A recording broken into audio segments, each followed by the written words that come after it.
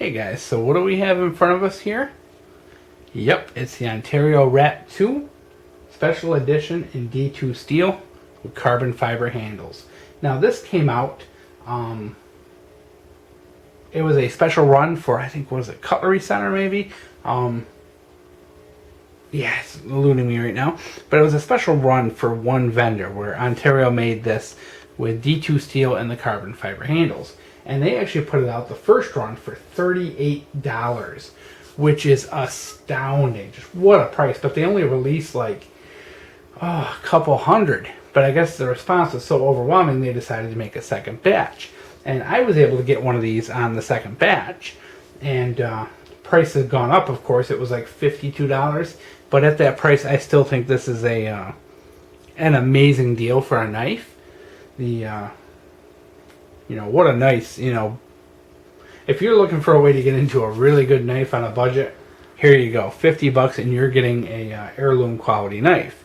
Now the only thing that's going to be a put off to a lot of people is this carbon fiber is very slippery. This is not a knife you're going to want to use if you're around oil or something like that. Even a little bit of water can make this pretty slick in the hands. So that is one thing to note. I would not bring this backpacking or camping or someplace like that where you're going to be using it with wet hands. This is something it's pretty slick. So that is the one downfall. I really wish they would make a version of this with the D2 but with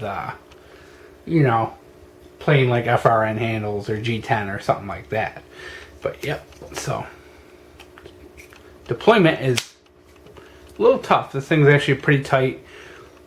So I'm not going to loosen the pivot because I want to keep the blade play at 0. Has that beautiful stonewash finish. A lot of people don't like stonewash.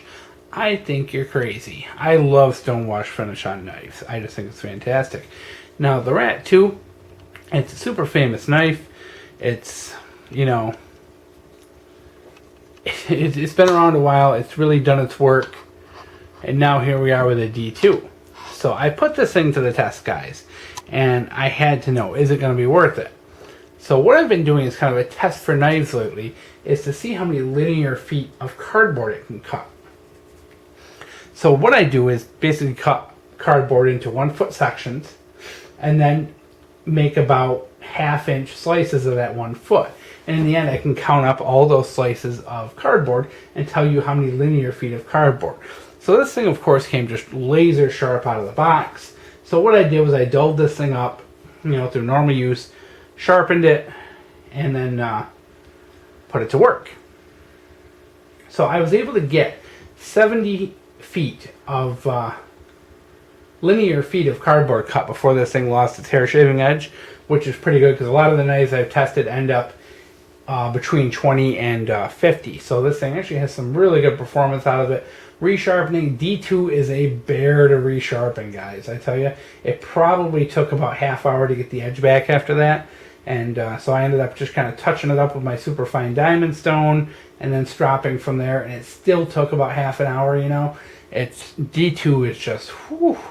That edge holding is great, but man, is it a beast to sharpen. So this is a great limited edition knife. If you're a big fan of the Rat 2, this is a great addition. It's not the most practical knife on earth because it does have such slippery handles. So it's not something you're going to use for hard EDC use. It's not something you're going to use for, shit hits the fan. It's not something you're going to put in your bug out bag. This really is kind of more of a special edition knife. I hate to say it, it's kind of going to be more of a safe queen than anything. And that's just because, this carbon fiber is just not so slick, guys. It's worse than stainless. It's worse than stainless steel knives. It's worse than aluminum.